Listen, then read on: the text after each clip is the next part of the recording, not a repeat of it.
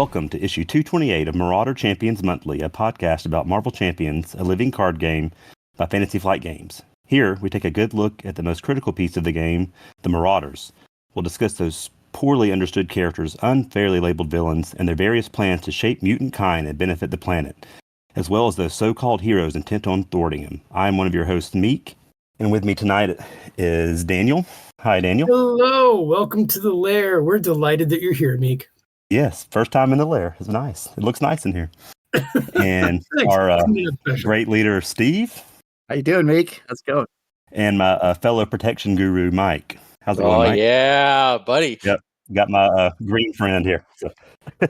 Lovely. It's nice to have a minion on this show that's not trying to take over the place. So welcome. Yeah. Welcome to the lair.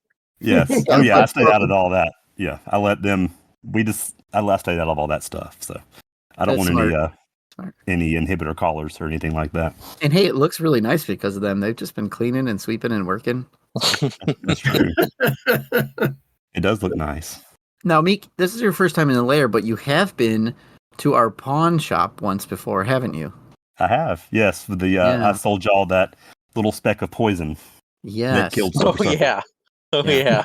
And my own minion, another minion, but I think he came back to life. I don't know. Oh, yeah. Most likely. Yeah, probably. It's a clone. That's right. So, Meek, we usually ask Daniel something at the start of the show. Would you like to do that? Of course. So, Daniel, I have a question for you. What's that, Meek? What is on your mind tonight? Oh, thank you. Thank you. Yes. So first, Meek, I just want to say thank you to you for all the contributions you do on the Discord. You're a big part of the conversation there and a great member of the community. Really appreciate it. Yes, I enjoy it. It's a great community. It's really awesome. All right. So we got an email, and this comes from Chris, a.k.a. Tiger Vet. Now, we know him, don't we, Steve? Yeah, he has written in a few times now. Yeah. All right. So this time, Chris asks us this. Just curious to hear what you think is the hero that cheats the most and why. I'm still working on my collection and just have heroes from the first 3 waves and then campaign-wise, Mutant Genesis, Galaxy's Most Wanted, and Sinister Motives. And I would say of the heroes I have, that Miles and Doctor Strange seemed the most cheaty to me so far. Keep up the great villainous work. Well, thank you, Chris. Great question. Very nice. You guys want to go? Well, I kind of answered this last time with Spider, but I got another answer just for you, Tiger Vet. Oh, good. This one's going to be Star-Lord. Oh, okay. Reason being is because the shtick is you have to win the scenario before you reveal the encounter cards you've placed in front of yourself, right? I think that's cheaty because you're getting the benefit without paying the cost. In fact, if you want a fair scenario, I think you should not be able to win until you flipped over every encounter card that's in front of you. Oh, yeah. How's that? I like that. Yeah. You can't win until the end of the round. Yeah. Yep. Got it. Nice. Love it. Okay. Steve, what do you think? So I think one of the most cheatiest of heroes is the time-traveling Cable. Yep. He took what was our thing, side schemes, and he's using them for hero benefit. That's cheating, and I don't like it. So he needs to stop doing that. And it's very powerful for the heroes, and that's also very cheaty. So Cable is on the top of my list of cheating heroes. He's also disobeying the laws of inflation. Those side schemes should have like 800 threat on them. Yeah, that's right. Yeah. 3 per player. That's garbage. So 30 per player. Too easy. Way too easy. Yeah. How about you, Meek? What do you think? So, I was looking at Deadpool specifically with a pull aspect because, what do we get as villains? All those nice symbols that do all sorts of horrible things. And he just takes those symbols and just turns them into benefits for the heroes as well. And I don't really think that's fair. That is pretty cheating. I agree with you on that. Plus, he can't die. He was on my list. Yeah, he can't die. He can, but it's really hard to kill him. Yeah, only Juggernaut technically could kill him, but yeah, it's pretty hard to kill him. Yeah. And he actually, when he dies, he actually is better. It's like he's done all sorts of bad stuff to the villain by the time he dies. So not really fair. Yeah, good pick. Yeah, absolutely. My pick, I think I wouldn't have said this until Con of Heroes, Steve, when I saw not one, but 2 people cheat so bad with Drax. Seriously? I knew that was coming. And I don't know if it's him or it's the build, but Mike, I was in 2 games where Drax somehow, but first off, his turns on the hero side and the villain side each took about an hour and a half. Yeah. And he somehow could ready 47 times, defend 800 127,000 times, yeah. Yes, defend 800 damage while dealing back 400 to the villain every time he was attacked. Wow. And I was mesmerized across the table. I'm like, I looked at Steve one game. I'm like, is this fair? Is this real? And I don't know if it's Drax or if it's that particular protection build and anyone could do it, but I watched Drax cheat hard at Con of Heroes. Logan was one that was playing it. I can't remember the other name, but oh my God. I'm willing to bet it's Drax because once he's maxed out, he draws a card every time he's attacked, and that helps keep the engine going. Yeah, it was bonkers. Yeah, I mean, I would say it was Drax that was cheating and not the person playing Drax because, we don't want to be mean to them, but I don't know, man. You bring a Drax deck like that, maybe you're a little bit of a cheater yourself. Probably. Totally. Yeah. I remember when Drax first came out, I don't remember people being all that thrilled by him. And yeah, I, for one, applaud that protection build. What great creativity. Yeah. Of course. Drax was one of my favorites when he came out, actually. Yeah. I mean, for research purposes, of course. Sure. Yeah. Wow, that's a great question. Thank you, Tiger Vet. That was awesome. Yes. And Iron Man's still a cheater. Let's be honest. Oh, and I would throw in Shadowcat too, because she can go a whole game without taking any damage, and nobody knows what's going on. Are you triggering things correctly in the right order or not? I think you end up cheating just by playing here because you don't even know that you're cheating. You just are because you're timing. Right, yeah. Steve? We played at a table with Shadowcat too, didn't we? Yeah. Yep. And every time they were in the right way to not take damage. Yep. Next time I play alongside Daniel, I'm literally going to deal 800 damage and 147 times. I want that to happen. I want it on I'll just video. stay it. It'll be a good stream. All right. Well, thank you, Chris. Tiger Bet, that sounds great, but we're not here to talk about cheaty heroes, are we? No. What's really happening tonight? So we are going to talk. Well, we're in the middle of our Marauder Champions Monthly, and we have a few more Marauders that we need to talk about. Uh-huh. And we have a guest on. Longtime listeners know that means we have a Shadow of the Past, and we have an MCM, so we must be doing either Chimera or Harpoon. So Meek chose to do Chimera, or we assigned him Chimera. I don't know how it works with the minions there, but he's going to tell us all about the lore for the Chimera Nemesis, and then we'll look at all the Nemesis cards, and we'll go from there. Maybe we'll talk a little bit about the villain cards and compare them as well. And let's say it was the illusion of choice. Right. Well, actually, we had an after hours fight for it. Okay. Back in the break room, but. So did you win or lose, Meek? I won. Excellent. I think. All right. I think. Okay. That's the spirit. All right. Well, tell us a story, Meek. All right. So Chimera, she's from Earth, TRN 2220, which basically means they don't really know where she came from, because she is actually an interdimensional pirate who just kind of appeared and reappears and disappears, kind of just shows up kind of just whenever she wants to. Huh. And so her first appearance actually was, does anybody want to take a guess? Steve probably already knows. I know because I looked at the show notes. Yeah. So I won't guess. Or what decade? We'll just say, what decade do you think she appeared in? X-Men Mutant, late 80s? Okay. Mike, do you have a guess? Early 90s? I read the show notes. Oh, okay. Daniel. All right, Daniel. So early 90s, it's more like mid 90s. Her first appearance actually was in Wolverine issue 97, which was in 96, I believe. Okay. There's different dates actually I found online for that, but anyway, but it is X-Men. It's Wolverine issue 97 is where she first made her appearance. So first of all, I guess before I get into her whole story, I'll just go over kind of what she can do real quick. So she's actually she can generate ectoplasmic bursts in the form of telekinetic dragons. Those are the best bursts. That is so cool. Yeah, they look cool. And she uses them. They can physically and psionically attack her enemies, which is pretty cool. They do a lot. It can do a lot of damage.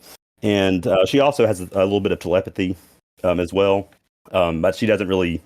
That's not as strong as say some of the other telepathic mutants, but she does have the potential to do that, and she can create illusions and get access to different weapons and stuff like that. Because remember, she's like an interdimensional traveler, so she can kind of reach in and grab all sorts of cool stuff from where she's at. But Cool. Anyway, so I want to get to how she started. So we first run into her where she's hunting Wolverine, and she's been hired by Genesis, who is Cable's son, which I had no idea that Cable had a son named Genesis. But Yeah, me either. apparently he did at least at one point in time. And so the whole purpose of this was he wanted her to help capture Wolverine. This occurred around the time. Have y'all read the issue where Magneto removes adamantium skeleton from Wolverine? No, but that sounds fun. Yeah, I actually had that one as a kid, which is kind of crazy. A little violent for a child, but it was somebody who gave me a comic book, and that was one of my few X-Men comic books I had for a while. And Wolverine, was no longer had an adamantium skeleton, so which is kind of cool.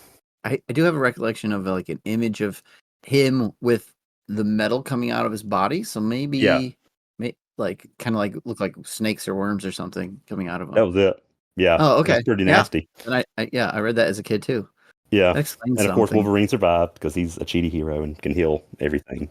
But he's actually called Feral Wolverine at this point. So he's still Wolverine. He can still heal, but he actually has a skeleton claws now. He no longer has his adamantium at this point. So the goal is they want to rebind him with this adamantium again. So that's what Genesis wants to do, and he actually hired Chimera to do that. But it's kind of a weird thing. So at one point, Jean was with him, and they were trying to go through and trying to find his name was Cyber. I'm not really quite sure who Cyber is, but that was somebody they were looking for. And so she had actually broken Cyber out of prison by the point they find him. And while they're looking for him, they find these just kind of doors just standing in the middle of nowhere. Wolverine opens the door, and it goes into this whole in between dimensions. So these doors kind of open up into different dimensions. So they're traveling through these different dimensions and kind of go back and forth in time. Kind of cool. But in one of these doors, he goes in the door, and it slams shut behind him. So Jean's on the other side of the door. He's by himself, and who was standing there behind the door? Well, it is our good friend Chimera. Just standing there waiting for him? Standing there waiting for them, yeah. and so I thought was kind of funny is apparently so she talks. She's kind of crazy, I guess. She has questionable sanity. That's kind of her thing. People kind of think she's crazy, and she might be. And because she talks to herself or talks to her hands. At least in the early stages, she actually talks to her own hands, which apparently are supposed to be the dragons, I guess. I love that. So I'm seeing her doing the sock puppet thing with her hand, talking to it. Yes. And apparently one of those hands has talks like Elmer Fudd. Because we have a little saying here. I took a picture of it. It says, "Aw, Whittle Wogan doesn't want to play." That was one of the hands was talking to her. She's saying this herself, by the way. That's her saying it, but the hands, she's looking at her hand in front of her. And then it's so it goes on like that. Suck out his spines, Chimera. Yeah. It's pretty funny. So do that again, Mike. Suck out his spines, Chimera. Oh yeah. Mustn't wash these.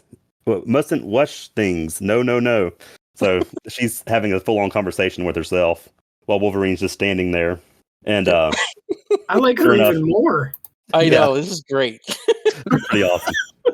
And of course, she has on the typical, 90s outfit at this point too. When we get to her later, she has the kind of the Japanese look, and now she's just got the leather look from the 90s.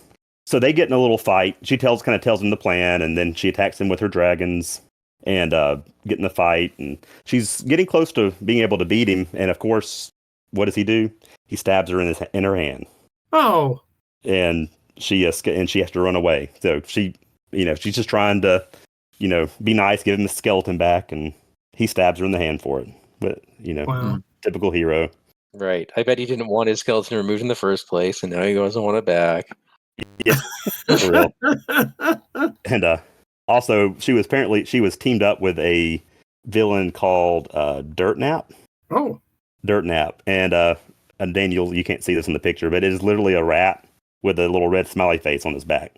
Oh, I love it. No, I'm looking at your doc now because these pictures are great. And I like that she calls her green dragon things a sock puppet from hell. I mean, this is great. This is amazing. Yeah, but that look of hers is not what's on our cards, is it? No, not at all. She looks very strange. Yes. Okay. Yeah, but I like Dirt Nap a lot. We need a card, Steve. Yeah, no, Dirt Nap. Yeah, sounds good. And so anyway, the Dirt Nap's there trying to help capture Wolverine as well. And then she actually travels. She has some people some plasma race that travel with her that help her fight. So they actually get involved in that little, they get involved with some fights and all that. But they show up a little bit later. Actually, they don't show up here at this first time, but she does travel with them. So ultimately, she runs away. Wolverine ends up getting captured by Genesis. She shows back up there as they're trying to rebond him with his adamantium skeleton, but he actually is resisting it. And the whole purpose was to actually rebond him and then turn him into a horseman of Apocalypse, because they're trying to revive Apocalypse, which is, I would say that's probably a good thing, right? Bring Apocalypse back. Yeah, we need him back. And but alas, Wolverine Cannonball messes the whole thing up, blows everything up, and he's the worst. He is. He just blows the whole operation up. Wolverine escapes. Chimera wisely and Dirt Nap, they wisely escape, and we don't see her again for a little bit until Venom until later, where Venom and Wolverine are, I guess, kind of teaming up, fighting, kind of teaming up, as they do. And she shows back up again with her plasma race, so they get in another fight at that point with Wolverine and Venom. Now, Meek, I'm sorry to interrupt, but I'm looking at the art for these plasma wraiths. First off, any excuse for these comic book people to make certain features. But why does the plasma wraiths have like a trademark icon next to it? What is that dot? On the oh, it's an asterisk. It would, down in the corner of the panel, it would say something like, "You saw them first in issue 10" or something. Yeah. Got you. Okay. Which I didn't read Wolverine 52, but yeah, that's just as they first showed up. I see. Excellent. Okay. That's cool they do that. Yeah. All right. Sorry to interrupt. You're good. You're good. So but she actually led them into a trap. And so that's when she kind of revealed that she has some telekinetic powers, and took some chains that were hanging up on the ceiling and hooked them into Wolverine. Similar, if y'all have seen Hellraiser, it's very similar to that, actually. It was kind of ripping Wolverine up a little bit. Of course, it didn't matter. He doesn't care. He just kind of ripped down and got away. But that was her first kind of instance of using her telekinetic powers, which they didn't realize she could do until later. Because remember, she's not really from the 616 universe, so they just kind of see her periodically. Okay. At some point in time in Generation X, she appears to be killed by Implate. That's a new name to me. Yeah, I don't know who that is, and the issue wasn't in Marvel United, so or Unlimited, Marvel Unlimited. So I couldn't find that. I wanted to look that one up, but yeah, I couldn't figure out who that was. But anyway, so she's apparently dead, and we don't see her again for a while. But I think this is a common thing here for M-Day. She reappears after M-Day, so a lot of the mutants have actually lost their powers at this point. But she just shows back up, and I guess since she's not in the 616 universe, she was able to avoid Scarlet Witch's spell, or when she said no more mutants, she was able to kind of avoid that. In fact, I'm not even sure she's technically a mutant anyway. Yeah, I'm waiting to hear how she becomes a Marauder still. Yeah. So, yeah. Yeah, we'll get there. Sadly, it's kind of one of those things that she's it comes later. We're getting there. Though. Okay.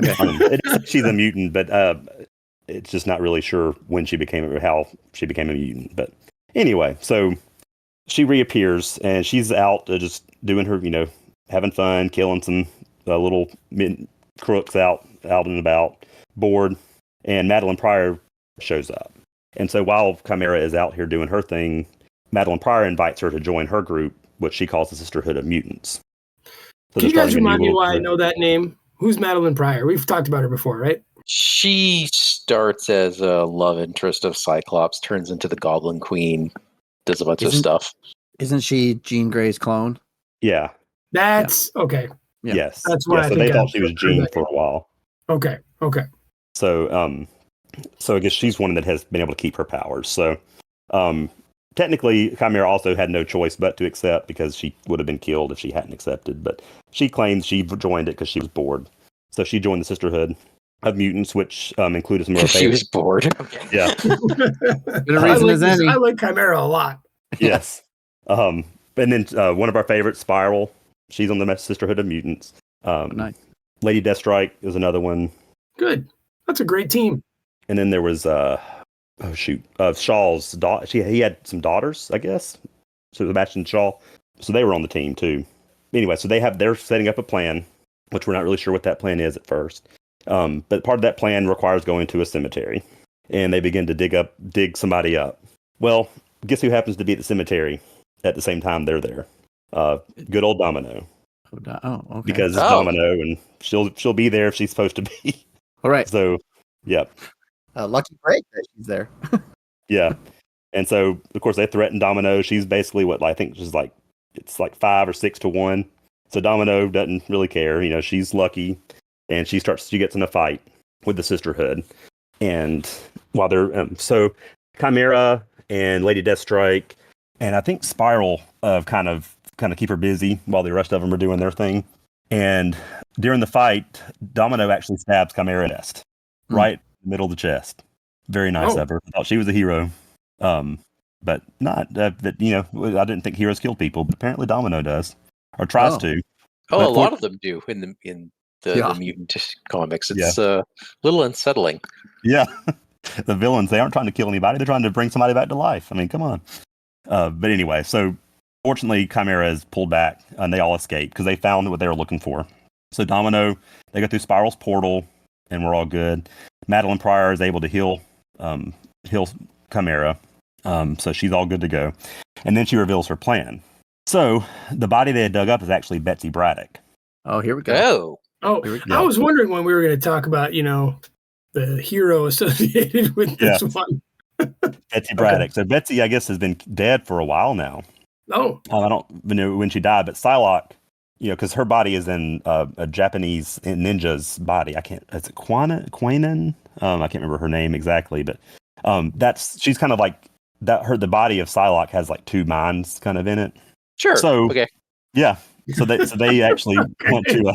They take Betsy Braddock and they have captured Psylocke. I don't know how they capture Psylocke. It's kind of like they just go from digging up the body and they come back and they have Psylocke tied up to some kind of lab equipment. Okay. And bananas. Yeah, bananas. Bananas.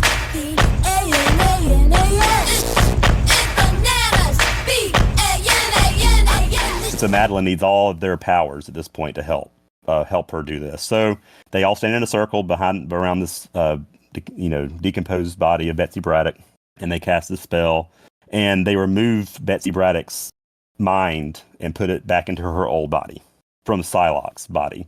Okay. Yeah. And so now we have Betsy Braddock is back, or the original Psylocke is now back, and she is 100% on the side of the Sisterhood of Mutants now. Well, she should be. Yeah, they brought her back to life. Yeah. So, yeah. And so they keep Psylocke. Psylocke stays back. She's still had been captured there. And so this is about the time the X-Men were all in San Francisco. After M-Day, they all went to San Francisco because San Francisco welcomed them. And so they had a safe space to go. So all mutants were going to San Francisco. Cyclops is leading the X-Men at this point, along with Emma Frost. And so they're all kind of in their school. They've been taking in all sorts of people, and for good publicity, that was their reason. They wanted to put on a good face for the community, of course. Public relations, yeah. Yes, okay. Public relations there. So they actually decide to attack the X-Men while they're asleep, the Sisterhood of Mutants. And then, so we have, it's kind of weird. It's like Psylocke, somebody, it's like and Emma Frost is asleep, and somehow they take her mind down while she's asleep. And so the X-Men are now kind of defenseless as far as the psionics are concerned. And Sisterhood, they kick butt and take down the X-Men. And so they're all basically all mentally in school, sitting at desks, and that's where they're having to stay in a school desk. But unfortunately, a few of them, like X-23, Armor, Dazzler, they weren't there at the time when they all got captured. So they come home late because they were out partying. They get home late and find out that all their friends have been captured by the Sisterhood of Mutants. So Armor and X-23 actually get into a brawl with Chimera. So Chimera's fighting both of them off, and it was a pretty good little fight. She had her dragons, shot her dragons at him a few times, held them off long enough for their true objective. Because Wolverine, being kind of the weirdo he was keeping a lock of Jean Grey's hair in his room. So that was their purpose, was to get Jean Grey's hair. So Chimera does her job, the Sisterhood does their job, they get the lock of hair. And Wolverine has to admit to everybody that he had been keeping that lock of Jean's hair now, which made Cyclops kind of mad. Even though Cyclops is with Emma now. Oh, boo-hoo. Boo-hoo. Yeah, Cyclops. What a jerk. So they're still fighting over Jean, even though Cyclops seems happy with Emma Frost, who also betrayed us villains, by the way, by going over to the good guy's side. Oh, yeah. Yeah. But so now the X-Men know what's going on, though. So they have to travel back to New York because Madeline is heading back to New York with her Sisterhood, and she's going to take over Jean Grey's body now. She's all about taking over old bodies and doing that. So she needed Jean's hair to possess her Jean's body or something. Okay. Yeah. So, but the X-Men actually happened to arrive before she gets there and switch the bodies out. And Madeline possessed a random dead body who couldn't control her power, and then Madeline Pryor was destroyed. Oh. Yeah. That's not good. And then, Okay. Sure. This sounds like a fake story Mike wrote. I promise I had nothing to do with this time. yeah. And then so Chimera, Lady Deathstrike, and Spiral all escape through Spiral's portal. And that's the last we see of them for a little bit. So then the next time we see Chimera, she actually is leading the Marauders. So we're finally there to the Marauders part. All right. Okay. And so she actually is leading them. They're hunting down Nightcrawler, trying to find him. So they get in another fight with the X-Men at that point. The Marauders do. So I guess the target there is Nightcrawler. But so they get in a fight, a big fight. And then at some point they lose, of course. And we realize that Chimera has been forced to be the leader of the Marauders at that point. Like, basically she was being mind controlled by somebody. And I never really could figure out who that mind control person was. I'm not sure if it was Mr. Sinister or not, but I would assume Mr. Sinister probably was making her do that. It makes sense. But then she apologized she was trying to act like she was, smartly tried to act like she was on their side so she could escape again. And that was the last that she's been in. She's not dead, but if she's probably out in some other dimension plundering and taking things that she wants. But that was the last time that I could find of her in the comic books as of right now. Wow. What an interesting character. Yeah, she's pretty cool. Talks to her own hands, at least she used to. And cool green dragons. Pretty cool. I dig Chimera. She seems pretty funky and out there. Yeah, she's a fun one. So it seems like her interaction with Psylocke is not limited. It's limited, but she's part of a group that captures her and does the whole body swap stuff, which we'll see as an obligation is involved in that. And then if Chimera takes over as the leader of the Marauders after Nightcrawler, that might be the same timing that Grey Crow and Nightcrawler are having their sort of peace. And then, Grey Crow, former leader of the Marauders, and Psylocke end up becoming an item. So, there's connections there. Yeah. There's connections, but Steve, is there a better nemesis for Psylocke? I don't know Psylocke well enough. So yeah, I don't either. She's a confusing character, really. Yeah. I tried to look her up, and it's like, at one point she's in this body, and then she's in this body, and now she's back and as Captain Britain, and then there's still Psylocke. I'm like, that's a lot.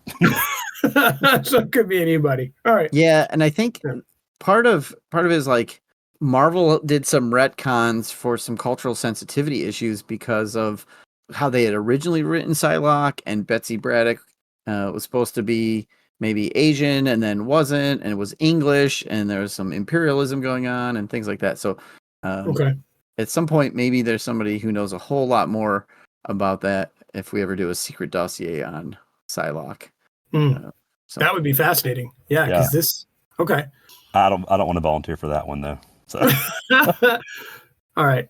Cool. Well, Neat. Okay. Well, there must be some cards or something, Steve, that there's a reason we're talking about this. Yeah. So this is we're gonna look at the Chimera Nemesis set, which comes in the next evolution wave. It is in the Psylocke pack, 5 total cards, 4 by title, plus the obligation. And Mike, you're up. Obligation time. What did they ask? They want you to read the obligation. Oh, okay. This is body swapped. Give to Like the how long you've been waiting to do that? a couple of minutes now. Oh god, I was so unprepared. Maybe a few more. Woo! All right. Well, there's plenty of R's you can skip in this one. Oh yeah. Give to the Betsy Braddock player.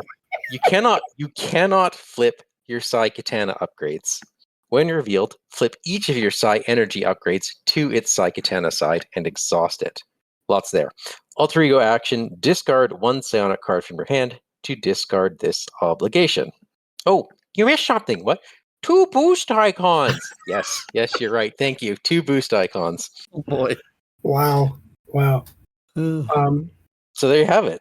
Yeah. You cannot flip them. Okay, so you're stuck in fight Katana mode. mode. I was gonna say you're stuck in violent mode. Is that so bad? I mean, is this a bad obligation? I've only played Psylocke a couple times, and this never came up, I don't think. But You have it to doesn't seem exhaust them. awful. Yeah. Yeah, but Like- only for a turn, right? Only for a turn. Yeah, it doesn't. Yeah. seem... So so she has a 4 hand size in hero mode, and her Psy upgrades are what are producing resources for her. So Sure, that hurts a little bit, right? You but just that's gonna hurt regardless. So right. That's like discarding 2 cards from your hand or something along those lines. But not being able to flip them prevents you from utilizing the utility on her cards, because many of her cards say remove a threat from a scheme, sure. +2 for each Psy knife you have, or it'll say draw a card for each Psy knife you have. So you normally she gets to do a little bit of everything. Sure. I And mean, I you're can just, like see. you said, you're stuck in attack mode. Yeah, but I can see this being really awful in solo. Right. When you Right, Yeah. where you need a little bit more balance and a little being able to kind of do all sides of the game. But if you're in a team of 3 and this shows up, all right, whatever. It I don't feels a know. little softer than some of the others. Yeah. Wait, is Betsy Braddock a teenager? No. Oh shoot! Okay. No. No, I don't believe so. All right. So yeah, this seems. I just don't. I think Yeah. it depends on the deck, because I have a Justice deck, and playing with somebody else, I'm the Justice player. Well, now my Sure. thwart goes from a 3 to a 1, and Right. all my thwart cards with her now only remove 1 threat instead of 5. So that part, it can kind of backfire on you. Sure, but I mean, it's not terribly difficult to get rid of either, is it? No, it's not bad. You flip Yeah. and you discard a card. It has to be a site. Yeah, it's a psionic card. It doesn't say specifically a Psylocke Okay. card, so she's No. got a little bit more freedom that way. Yeah, because you could use an aspect card. Right. Now, not all of her cards are psionic cards. So Right. Her events, though, I believe are. her events are, Yeah. but not the upgrades and stuff she has. Okay. Of course, it never goes away, I guess. It has to be discarded, so you never can get rid of it. Yeah. That's true. That's true. Yeah, it does not leave the game. Oh, that's a good wait a point. second. That's a good Wait a point. second. I will Okay. point out this one doesn't give you a free swap to your alter ego. Nope. Nope. Okay, Yeah. that's different. It just does its thing. Yeah, because I've used that before just to flip because I needed to heal. I was like, I'll just flip for free. Yeah. So you actually have to spend your flip to get rid of this. Now, when she's one of those alter egos who has kind of a neat ability. So when she does go into alter ego, right, you can exhaust an upgrade to shuffle a psionic card from your discard pile into your deck, but Right. they're already exhausted, so you can't do them this turn. But she's a hero who flips back and forth. So And she's strong, right? I mean, she's a pretty strong hero, isn't she? I like her. Yeah, I think she's pretty Yeah. good. She's got Nice. versatility, and she's one of those heroes where you get to turn a lot of cardboard sideways, Yep. a lot of board An stuff. active hero. Yeah, she's active. Yeah. She does remind me of Spider a little bit, just because Spider relies on those upgrades and stuff for her resources. So Yep. she reminded me of Spider just a little bit in that sense. Yeah. But starts with them in play. That's true. Yeah, Yeah. she Right. starts with them in play. Even cheatier. All right. So clearly needs a worse obligation, but this is different, which we always applaud different, right? Yeah. So, and it being body swapped is thematic. Like that's good, I think. So, Yes, I guess at some point she's stuck as the ninja, and then she can be Betsy Braddock again, thematically, I guess. Yeah. Okay. Well, there's a minion card, and Mika, that's your turn. So, All right. So, Chimera, a unique minion. She is 1 scheme, 1 attack, with a little forced interrupt attached to that. When Chimera activates against you, she gets plus X scheme and plus X attack for this activation. X is the number of mental resource cards you control. Ooh, that you control. Yeah. Oh, that's nice. Are you saying Chimera picks on nerds? I love it. Yes. She's even better. And she has 5 hit points, but at that. So she's not one of those you can just, get rid of really quick. You have to use one of your good cards. Yeah. Yeah. May take, I guess if you're on a team, she might not last. But solo, it would probably take, maybe an extra turn. She might be out at least for 2 turns. And then 3 boost icons as well, which is pretty good. So if she is defeated, you have to worry about those 3 boost icons later. And there's that scheme that gives them quick strike, right? Yeah, there is. If you're playing with the mutant slayers, yeah. Mm. The nice thing is you can't hide from her in alter ego. I mean, she can scheme really bad, really good. Sure. If you got alter ego, she can still scheme. So if you're low on, if your threat's high, then you might not be able to flip on her, depending on who you're playing, I guess. Very cool. Yeah. However, it could she could get plus 0, right? If cards you control have no mental icons. True. And Psylocke only has 4 cards that will stay in play that have a mental icon on them. Well, that's still pretty good. I mean, it's designed against her, right? Oh, those are events. I'm sorry. She has 1. She has 1 card with a mental icon on it. What about her Sinais? Yeah, what about the side? Yeah, Are those nerds? So it works against her obligation, oddly, but... Oh, correct. Yes, her Psy knives both have, when it's on Psy knife side, those are mental. So she could have 3 just in her kit. Okay. So making Chimera plus 4 total, which is pretty solid. So yeah. Now, are cards in your hand considered in your control or not? They have to be on the board? On the board. Be out in play. Okay. Yep. Okay. Interesting. I like her. It's an interesting kind of take on villainous, sort of. Yeah. But yeah, sadly, like all minions, she probably won't stick around. But I think she's out neat. for a round, maybe 2 at the most. Yeah. The funny thing is that you don't know how much she's attacking for until it's too late. Yeah. Yeah. Yeah. Now we did talk about her other cards already. And her other mutant card was when she attacks, you have to spend mental or you give her bonus to attack. And that's cool. Basically, so it still stays in theme with the play with mental resources or get bigger. And this one is mental resources and get bigger, sort of. So I like this the same version. thing, doesn't it? Yeah. Yep. It has a little bit of like a Taskmaster feel, right? It targets the thing maybe that you're doing to get bonuses. So that's cool. Yeah, I mean, I like these minions, these nemesis they're clearly meant to mess a little bit with the deck that they're in, but they also on a good given day, man, they can mess with the table. Mm-hmm. I love that. Now that would be something if it said X is the number of mental resources on cards in play. Yeah, that'd be awesome. Yeah. Well, Steve, that's a pretty good segue into the side scheme that comes with this modular. Oh, tell us about it. Or with this Nemesis. Yeah. So this Nemesis is trying to do a little something called interdimensional plunder. Now, it starts with a lowly 2 threat, but it does have an, acceleration icon, 3 boost icons, but even betterer, when revealed, place 1 threat here for each upgrade in play. Ooh, okay, there we go. There you go. Doesn't even have to be a nerd upgrade. It's just an upgrade. And that's the whole table. Yeah. That would count on those attachment upgrades you put on the minions too, I guess, wouldn't it? Oh yeah, they're up. Oh, yeah. Yes, it would. Yeah, I heard everyone should play with the new cards. in theme, X-Men stuff. Yeah. Absolutely. Yep. Okay, I have to ask a question. Yeah. Interdimensional Plunder. She's a brunette. Many of her minion cards, she's a blonde. Some of the comic art, she's a redhead. What's going on? Yeah, I noticed that too. Actually, She can change her hair. That's No, pretty easy. I'm okay with talking dragon hands and interdimensional portals, but not hair color changes. Come on. She's always got that suit to ground you, Steve, so you know who it is. Yeah, unless we go way back, then the suit is very different. Yeah. That's cool. I like the side scheme a lot. Yeah. I think the acceleration token actually kind of makes it. yeah, and it's at least going to be 4 at least because you'll have Psylocks too, and Oh yeah, that's right. Yeah, Oh, yeah. automatic. for permanence. Yeah, And Psylocke has like 3 or 4 other ones that you kind of want to have out. So, you probably will have another 1, maybe 2.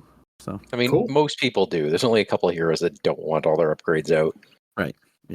imagine Iron Man with this one. Yeah. Oh yeah. that'd Psylocke, be good. Iron Man, Spider, and I don't know, some Iceman. Yeah, all at the same time. Yeah. Oh, jeez.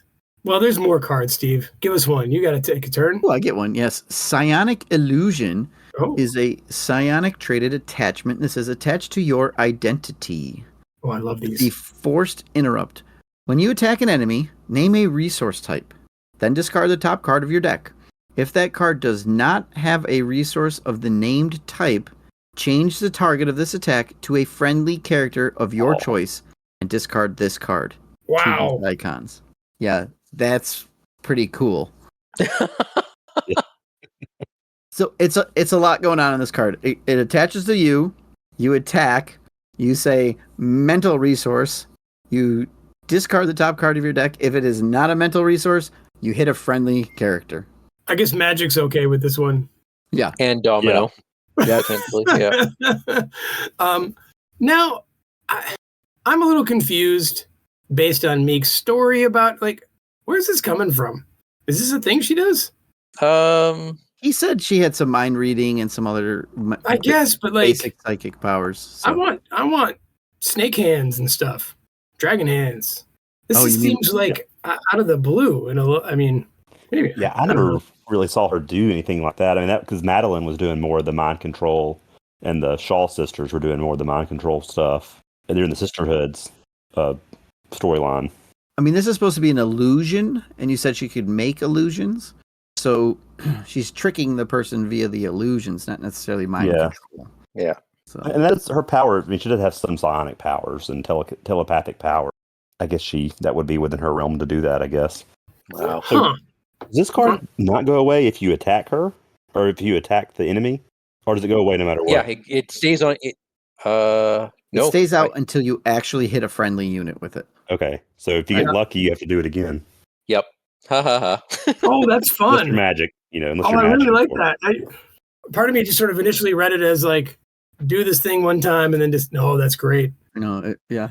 It's a looming threat always. Oh, that's Yeah. so good. It's great.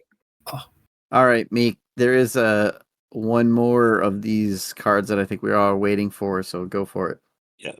So Daniel, here is your dragon. Thank you. All right, Telekinetic Dragon. It's a treachery. When revealed, take X indirect damage, where X is a number of mental resources on cards you control. If X is 0, this card gains Surge. Okay. So it has a boost icon. Choose to either spend a mental resource or confuse your identity. And I believe there's probably 2 copies of this. There's 2 copies of... Yeah, there's 2 copies of the dragon, I think. Because she has 2. 2 copies of the Yeah. dragon. Yeah. Yeah. Love it. That's awesome. I mean, it could be like 1 indirect damage when it comes up, right? I mean, it could be true. pretty weak. I don't know. I think I'm expecting a telekinetic dragon to do more than 1 point of indirect damage. Right? It should maybe it's read. Yeah, it should read take X indirect, and if it's less than 100, confuse your identity.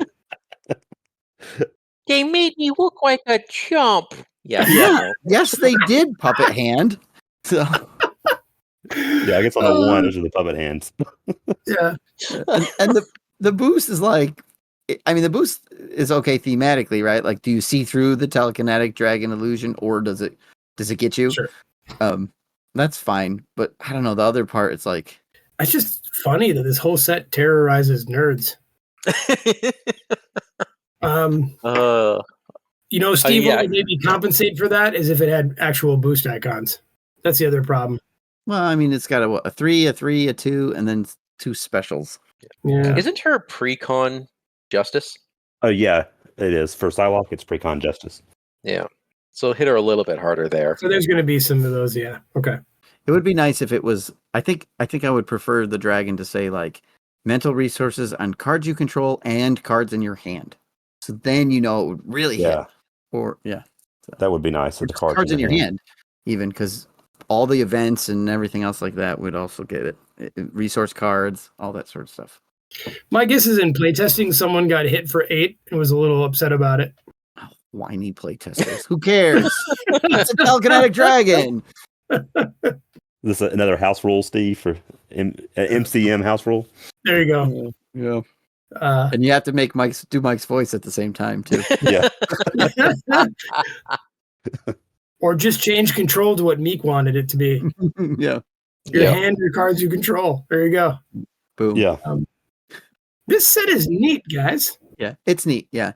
Okay, so we got to rate these things. So Daniel, you said it's neat. Sure. What are you gonna give it a rating? So I'm going to say a couple things. One is this is the kind of Nemesis set that I'm really happy that the builder of Octagon made these mod sets. Yes. Because I think that this is an interesting one to kind of throw because of what it does kind of to the whole team, right? Like Chimera affects everybody. I think that the side scheme is really interesting in a group. So I think this is worth just throwing in every once in a while as one of your mods. But I like the tightness to its theme. It's kind of different. The obligation is different. I'm going to give this one a B+. Okay, fair. I'm going to give this Chimera my favorite version of Chimera award and leave it at that. Your favorite version of the 3 versions of Chimera that we have? Okay. Yeah, no, I like it. And it's a neat set. I don't know. I need to play with Psylocke more to really see what the impact is like. Mike, your favorite version of Chimera. Now, a Chimera typically has 3 heads, and we have 3 versions of Chimera. So that seems on theme. Yeah. Yeah. Perfect. I mean, there's no goat heads. They're all dragons, but yeah. Okay. Right. Dragons are cool. A ram, a lion, and a dragon or something. So she's just going all dragons, but that's okay. Meek, you got a rating for it? Yeah. I think, theme wise, I think it's really good. And I really like that. I think as for overall, though, I kind of agree with Daniel and say B+, just because it can really whiff if you don't have those mineral resources, it's going to not really hurt you that bad. So I think B+ is a good rating for it. Okay. It's fun, though. And I definitely want to play Psylocke a little bit more to kind of try to get her out. And now with Standard 3, I guess it's a better chance of getting it out now. So yeah, definitely. Guaranteed almost. Yeah. Yeah. All right, Meek, thanks so much for coming on. It was great to have you in the lair. Yeah. Your lore was very interesting, and we're glad that we could have you on. We've, interacted with you quite a bit in the Discords. Folks can find you out there on all the Discords and interact and chat with Meek. And Thanks again. Thank you, friend. Thanks so much, Meek. Awesome. Yeah. I've enjoyed seeing the inner workings and all these cool buttons and everything that are around here. Don't touch that one. Don't touch that one. Wait, is that Daniel's secret lair? Don't just leave that one alone. Oh, Yeah, oops, don't touch that one, Meek. Thanks. Mike and his new hand friend don't know about that. Okay, Mike, you're up. All right. Sorry, folks. I hope you've enjoyed this massive can of malfeasance. I'm regretting this gag already. How many more of these do we have? Just a few more. Okay. You can email us at criticalencounterspod@gmail.com. We are Critical Encounters on Facebook. You can find our YouTube, Twitch, or Patreon by searching for Critical Encounters Podcast. And on Discord, we are Vardane, Big Foam Loaf, and the Wandering Tube. And of course, thank you so much to our guest on the show, Meek. If you like our show, tell your friends. If you don't like our show, tell your enemies. Chimera, take us out. Of all the dimensions I've pillaged, this is one of the nicer ones. Of all the dimensions I pillaged, this one is one of the nicer ones. Chimera's the best.